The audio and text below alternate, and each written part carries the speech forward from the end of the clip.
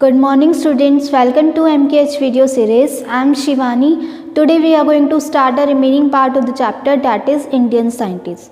In the last class we had discussed about the three scientists, that is C.V. Raman, Charak and the Sushruत. Our next scientist is doctor Homi Jehangir Bhabha. Okay, so इसके लिए भी हमें क्या करना है, again उनकी बायोग्राफी देखनी है, उसके बाद हमें उनके अचीवमेंट्स देखने हैं, यानी कि इन्होंने क्या क्या कंट्रीब्यूशन दिए थे उसके बारे में हमें यहाँ पर स्टडी करना है. सो स्टार्ट करते हैं. He was born on 30th October 1909 in Parsi family. 30th अक्टूबर 1909 और पारसी फैमिली में इनका बर्थ हुआ था. इन मुंबई में हुआ था. His early studies were in the cathedral John common school. इस स्कूल में इनकी स्टडी हुई थी. एंड एलिफिंस्टन कॉलेज, उसके बाद कॉलेज कौन सा था, एलिफिंस्टन कॉलेज. इस कॉलेज में इन्होंने अपनी स्टडी की. After that he went the Cambridge university, उसके बाद वो कैम्ब्रिज यूनिवर्सिटी चले गए. He obtain the degree of mechanical engineering and start working on theoretical physics. उनका इंटरेस्ट किस में था, फिजिक्स में इंटरेस्ट था. ठीक है, उन्होंने डिग्री किसकी ली थी, मैकेनिकल इंजीनियरिंग की ली थी और उन्होंने वर्क करना स्टार्ट किया था किस पर, थियोरेटिकल फिजिक्स पर. He died in a plane crash on January 24, 1966 in Germany. ठीक है, प्लेन क्रैश से इनकी डेथ हो गई थी. तो ये इनकी क्या है, बायोग्राफी है जो आपको लर्न रखनी है. नेक्स्ट हमें देखनी है कि इनके कंट्रीब्यूशन क्या थे. इनका जो मेन कंट्रीब्यूशन था वो था कॉस्मिक रेस को फाइंड आउट करना. डॉक्टर होमी जहांगीर बाबा ऐसे थे जिन्होंने कॉस्मिक रेस को फाइंड आउट किया था और मेसोन पार्टिकल को फाइंड आउट किया था. देखो हमने पढ़ा है एटम में इलेक्ट्रॉन होते हैं, प्रोटॉन होते हैं, न्यूट्रॉन होते हैं, लेकिन इन तीनों के अलावा भी एक अनदर पार्टिकल इन्होंने डिस्कवर किया था जिसका नेम है मेसोन. मेसोन का जो मास होता है वो इलेक्ट्रॉन से ज़्यादा होता है, यानी कि ये जो मेसोन पार्टिकल होता है ये हैवी होता है. इसको भी किन्होंने डिस्कवर किया था, डॉक्टर होमी जहांगीर बाबा ने. आज अगर आप हायर क्लासेस में जाओगे तब आपको पूरी थ्योरी देखने को मिलेगी कॉस्मिक रेस के ऊपर. पूरा का पूरी बुक आपको स्टडी करनी है, पूरा का पूरा चैप्टर आपको स्टडी करना है कॉस्मिक रेस के ऊपर. लेकिन अभी सिर्फ आपको इतना याद रखना है कि डॉक्टर होमी जहांगीर बाबा जो थे उन्होंने कॉस्मिक रेस को फाइंड आउट किया और किसको फाइंड आउट किया, मेसोन पार्टिकल्स को फाइंड आउट किया था. देखो कॉस्मिक रेस का मतलब क्या है, रेस का मतलब होता है लाइट. ठीक है, और कॉस्मिक का मतलब होता है जो कोई स्पेस से आ रही है. तो स्पेस से आने वाली जो भी रेस थी उनको किन्होंने डिस्कवर किया था, डॉक्टर होमी जहांगीर बाबा ने. तो देखो his research was mainly in the cosmic rays. इनकी रिसर्च किस में थी, कॉस्मिक रेस में थी. एंड न्यूक्लियर एनर्जी, साथ ही साथ न्यूक्लियर एनर्जी में भी इनकी रिसर्च थी. जब ये रिसर्च कर रहे थे तो उन्होंने कॉस्मिक रेस में करी और न्यूक्लियर एनर्जी में करी.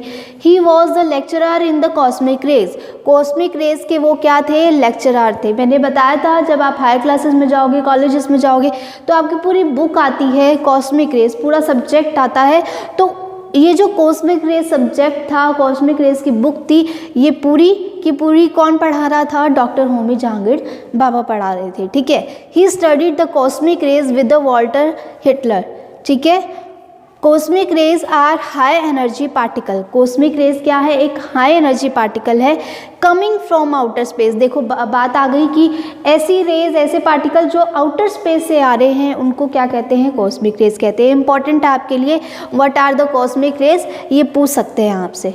ठीक है, so cosmic rays are the high energy particle coming from the outer space to atmosphere and interact with the air particle. और फिर एटमोसफियर में एंटर करने के बाद ये एयर पार्टिकल से क्या करते हैं, इंटरेक्ट करते हैं.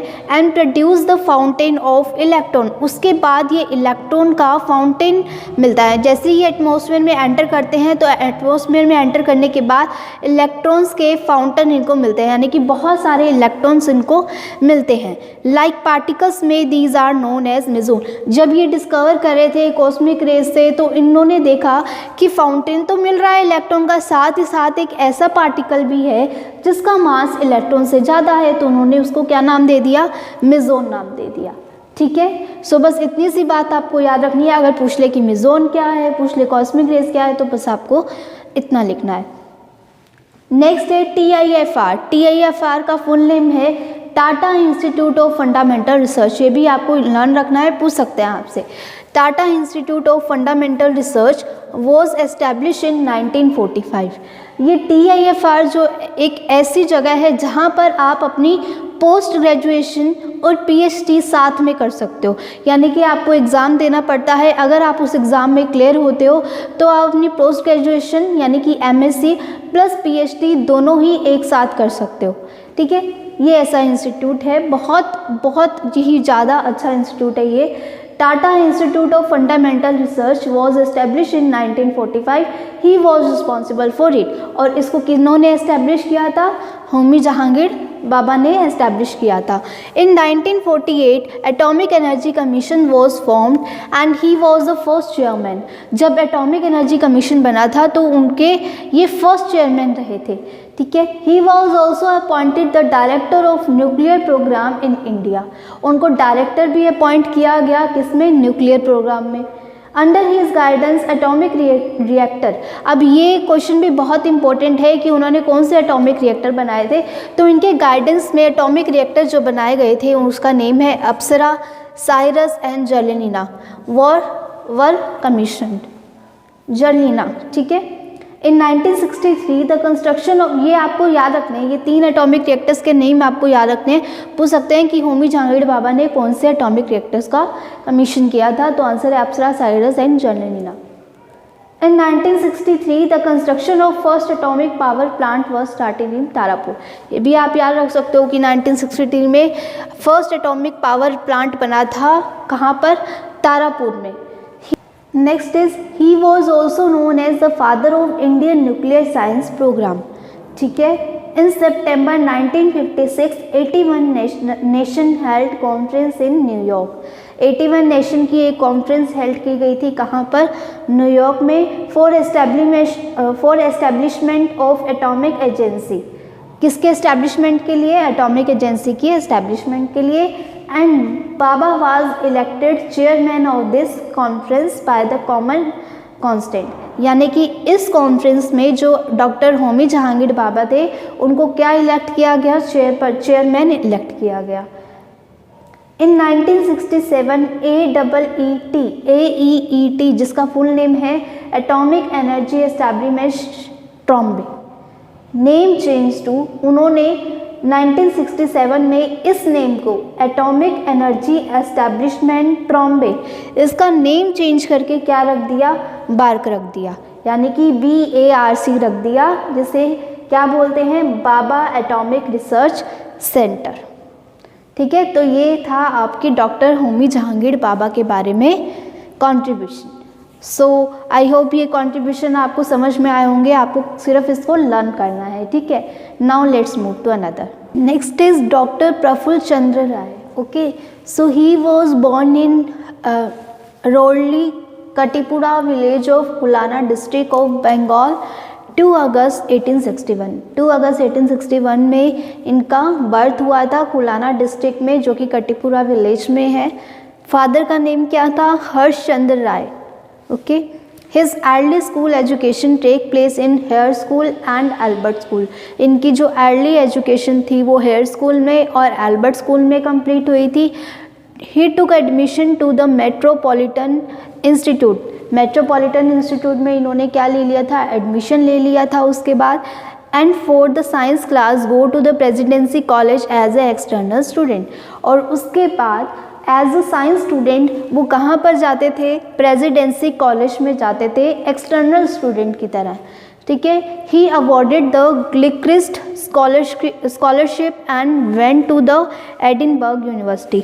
उनको स्कॉलरशिप मिली थी और इस स्कॉलरशिप की हेल्प से वो कहाँ पर गए? एडिनबर्ग यूनिवर्सिटी में स्टडी करने के लिए चले गए।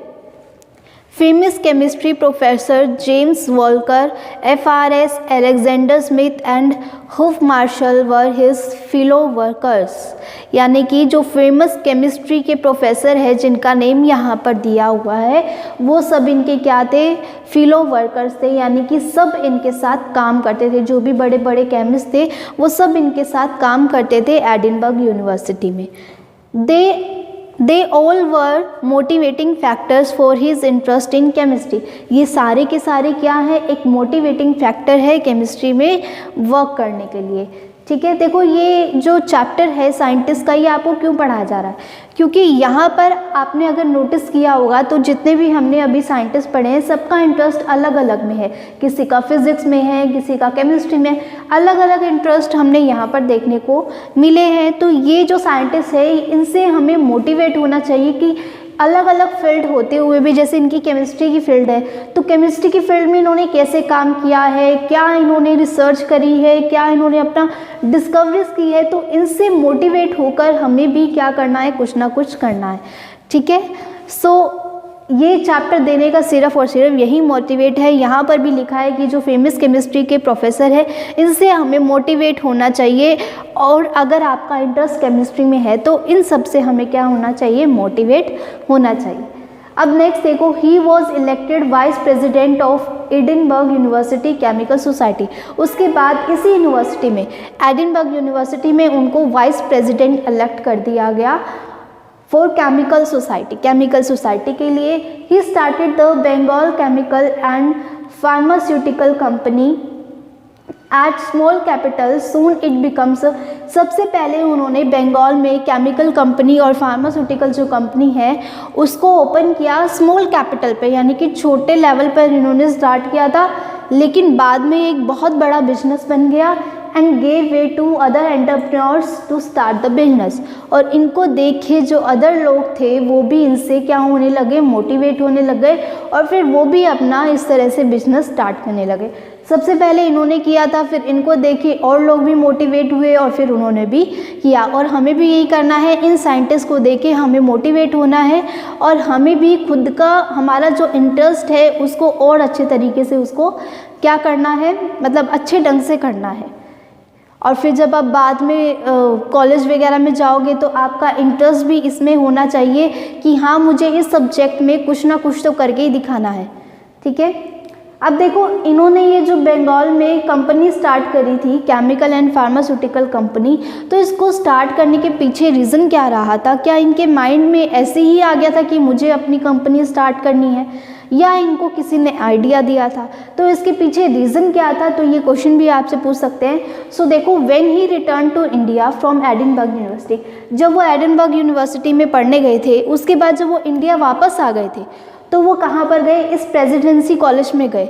वहाँ पर इनको असिस्टेंट प्रोफेसर बना दिया गया केमिस्ट्री में। किस में असिस्टेंट प्रोफेसर बना दिया? केमिस्ट्री का असिस्टेंट प्रोफेसर बना दिया।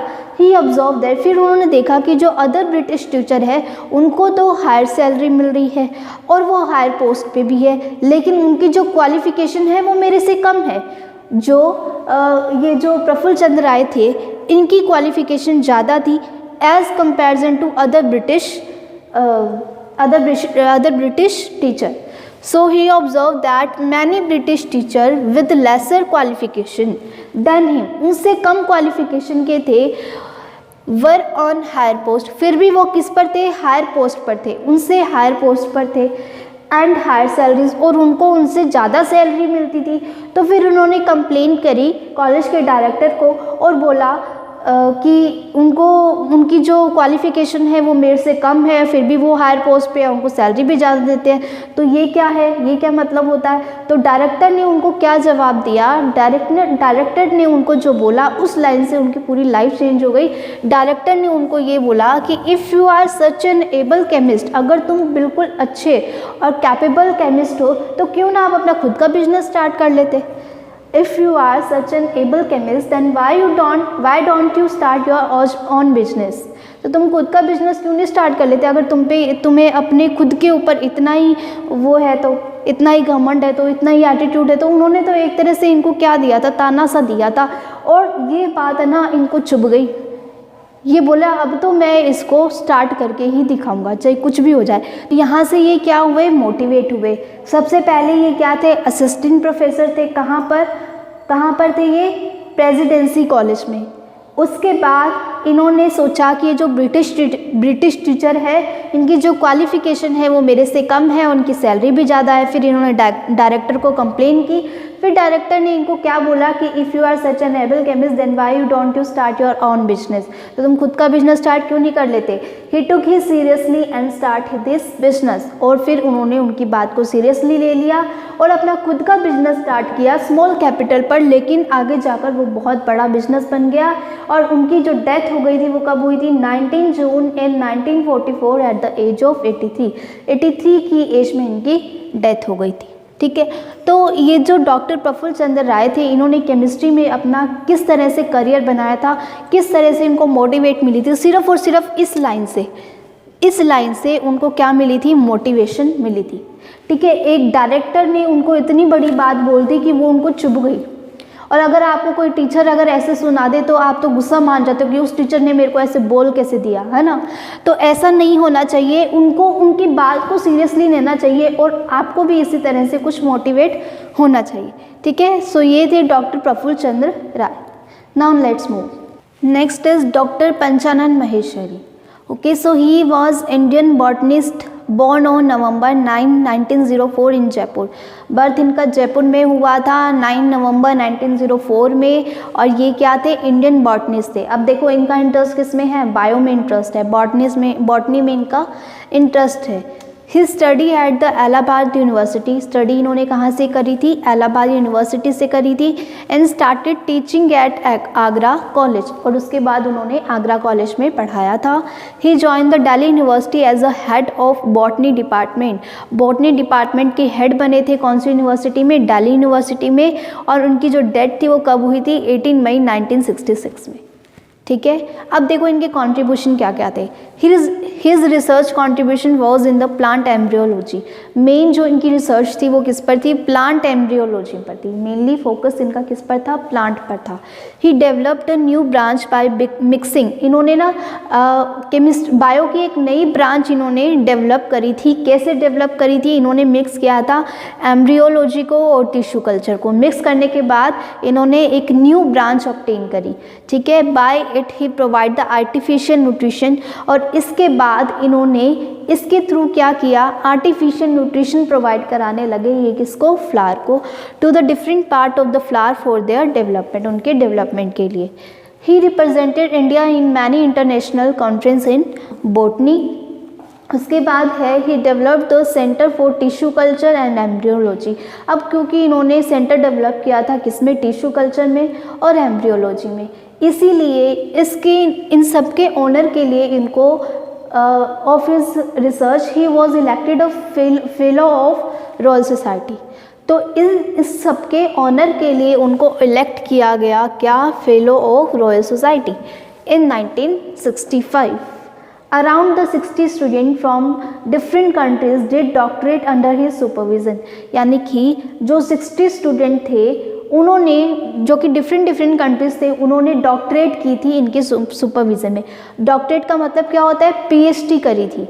ठीक है, पीएचडी करी थी, उसमें एक मेंटर होता है, वहाँ पर टीचर नहीं होता, मेंटर होता है जो आपको गाइड करता है। ठीक है, और जो कर रहे हैं, जो पीएचडी कर रहे हैं, वो उनके क्या होते हैं, स्टूडेंट्स होते हैं। तो वो जो ऐसे 60 स्टूडेंट थे जिन्होंने ये जो पंचानन महेश्वरी थे, इनके अंडर गाइडेंस में क्या की थी, उन्होंने पीएचडी करी थी।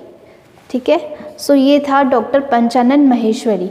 सो हमने इनके कंट्रीब्यूशन देखी, सबसे पहले इनकी बायोग्राफी, फिर इनके कंट्रीब्यूशन, मेन कंट्रीब्यूशन का किसमें था, प्लांट एम्ब्रियोलॉजी पर था। तो ये आपको याद रखना है। इन्होंने न्यू ब्रांच बनाई थी by mixing the embryology and tissue culture. उसके बाद इन्होंने आर्टिफिशियल न्यूट्रिशन प्रोवाइड कराया था different part of flower for their development. और इन्होंने क्या की थी, इनको इलेक्ट किया गया था as a fellow of Royal Society in 1965। तो ये सारे जो बातें हैं आपको लर्न रखनी है। So next scientist is doctor Salim Ali.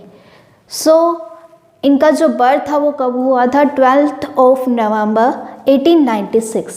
12 नवंबर 1896 में इनका बर्थ हुआ था। इनकी जो प्राइमरी एजुकेशन थी वो कहाँ हुई थी, सेंट जेवियर्स कॉलेज में। इनके पास कोई पैसों की कोई कमी नहीं थी, इसलिए इनकी एजुकेशन बहुत अच्छे से हुई थी। So primary education took place in the Saint Xavier's College Bombay में। he decided to take up the job of a guide to lecture in Prince of Wales Museum for 350 rupees.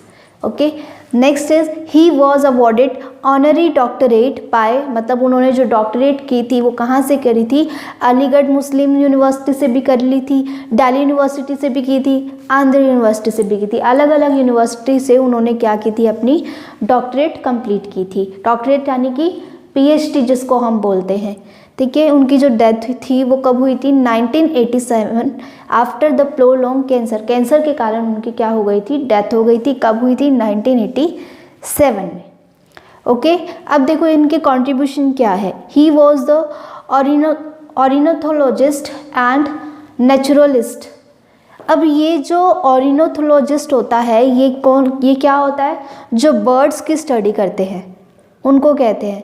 तो इनके माइंड में ऐसा क्या आया कि इनको मतलब ऑर्निथोलॉजिस्ट बनने के लिए क्या मिला, मोटिवेशन मिला। इनके मन में ऐसा क्या आया, किनसे इनको मोटिवेशन मिला कि मुझे बर्ड्स पर स्टडी करनी चाहिए। तो इनकी एक पूरी थ्योरी है, वो हम देखेंगे अभी, ठीक है। इससे पहले देखो, he is also known as a bird man of India. इनको और क्या कहा जाता है, bird man of India. He was first person who systematically conducted the survey on birds all around India.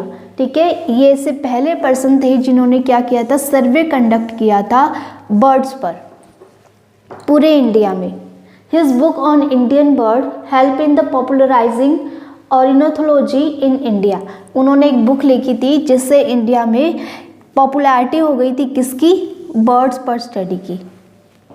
Under the guidance of secretary of BNHS, BNHS की full form क्या है, Bombay natural history society, ठीक है। इसके guidance में और doctor WS milliard के guidance में सलीम ने क्या स्टार्ट किया था, Salim started studying birds. Salim ने बर्ड्स को स्टडी करना स्टार्ट किया था। किनके गाइडेंस में, अगर पूछ ले सलीम ने बर्ड्स को स्टडी करना किनके अंडर में स्टार्ट किया था, तो उन्होंने किया था सेक्रेटरी ऑफ BNHS, WS मिलियार्ड्स, इन दोनों के अंडर में इन्होंने क्या की थी, बर्ड्स की स्टडी करी थी। After the 1947 he became the man person behind the Bombay natural history society. He used his personal influence for getting the support for the organisation.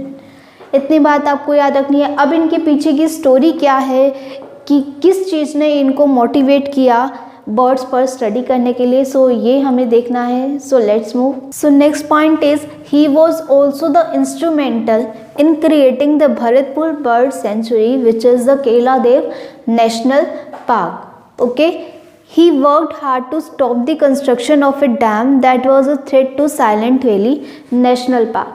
जो मतलब कि जो गवर्नमेंट थी वो डैम बनाना चाहती थी, कहाँ पर, साइलेंट वैली नेशनल पार्क पर। लेकिन इन्होंने बहुत ज़्यादा वर्क किया, हार्ड वर्क किया, जिससे कि वो इस काम को रोक सके।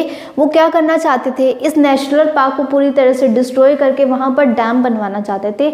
लेकिन उन्होंने बहुत ज़्यादा हार्ड वर्क किया जिससे कि ये जो डैम है ये यहाँ पर नहीं बने, ये जो नेशनल पार्क है यहाँ से ख़त्म नहीं हो। क्योंकि ये क्या है, वहाँ के एनिमल्स के लिए, वहाँ के बर्ड्स के लिए, जितने भी वहाँ पर वाइल्ड लाइफ है उन सब के लिए क्या है, ये उनका हैबिटेट है। और उनका हैबिटेट ही अगर हम उनसे छीन लेंगे तो फिर वो कहाँ जाएंगे। इसीलिए वो चाहते थे कि यहाँ पर डैम नहीं बने, ठीक है।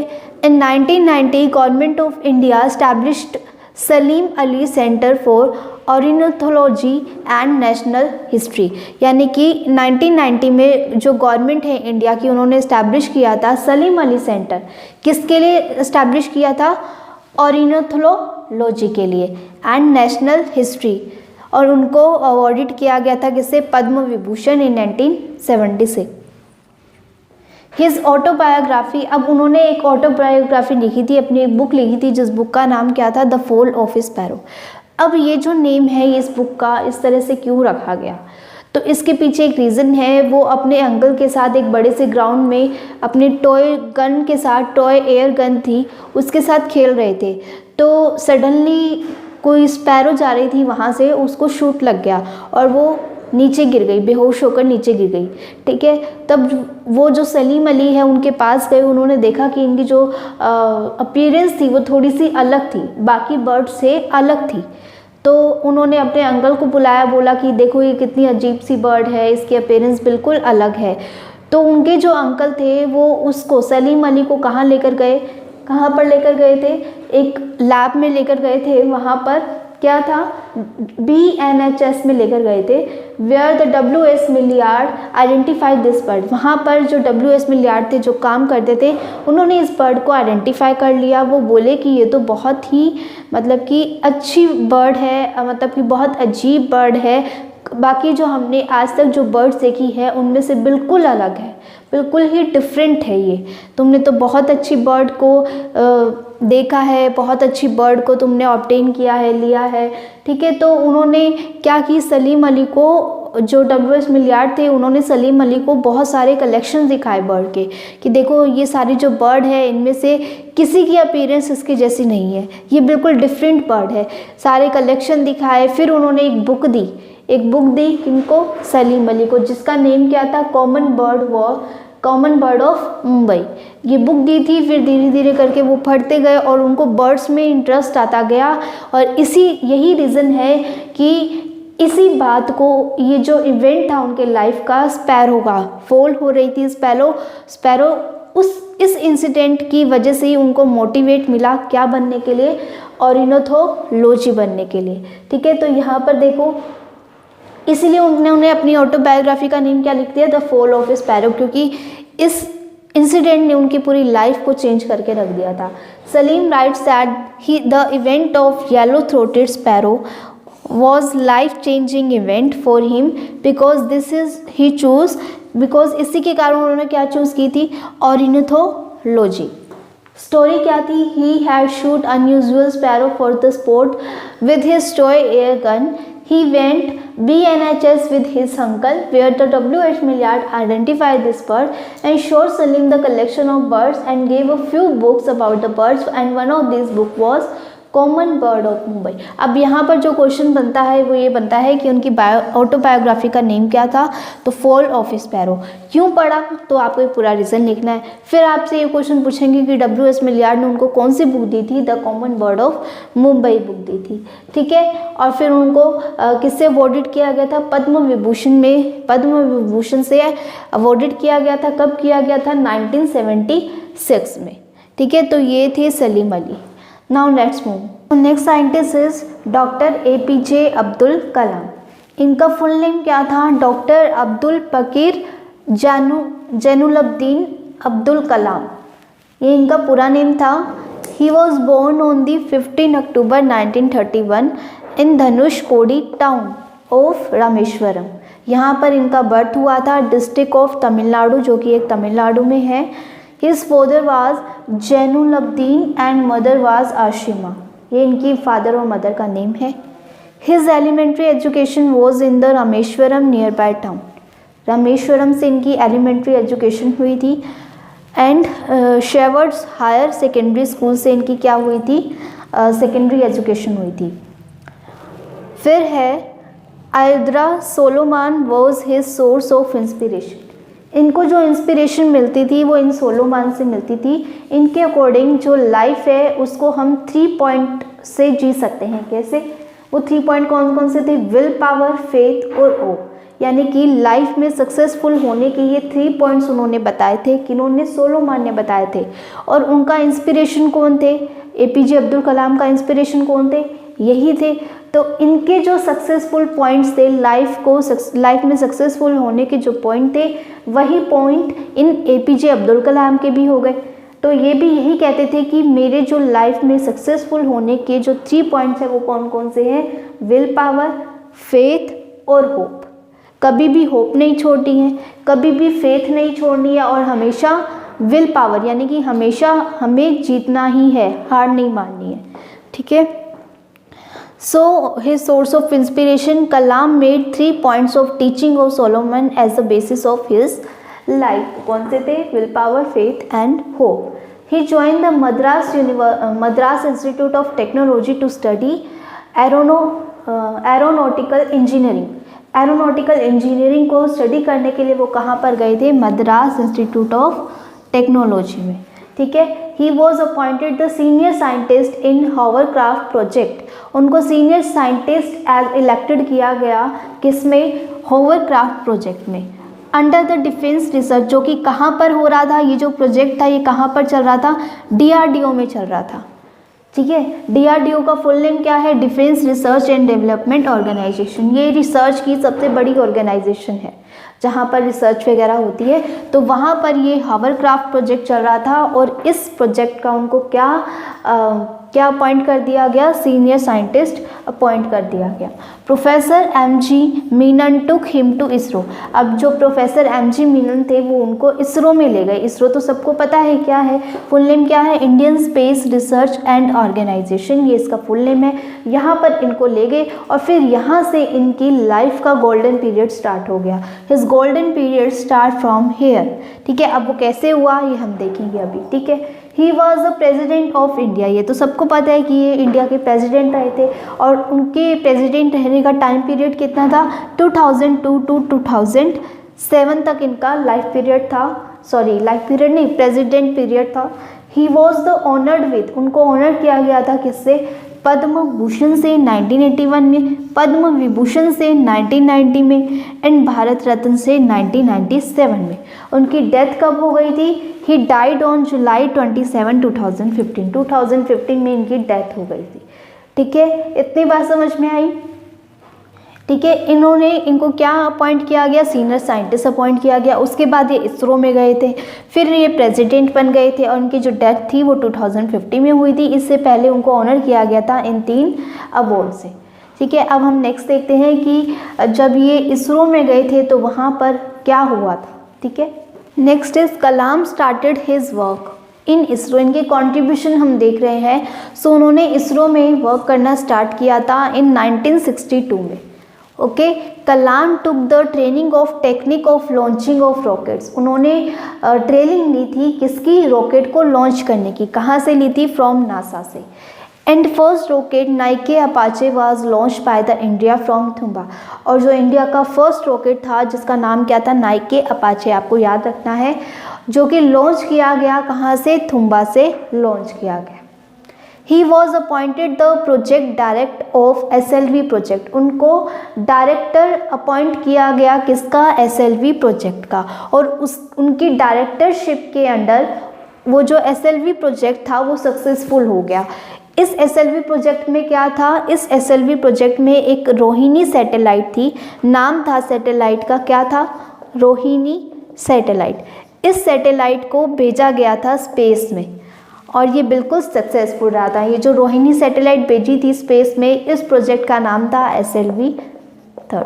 तो ये सक्सेसफुल रहा था। किसके अंडर हुआ था? ये APJ अब्दुल कलाम के अंडर हुआ था, ठीक है।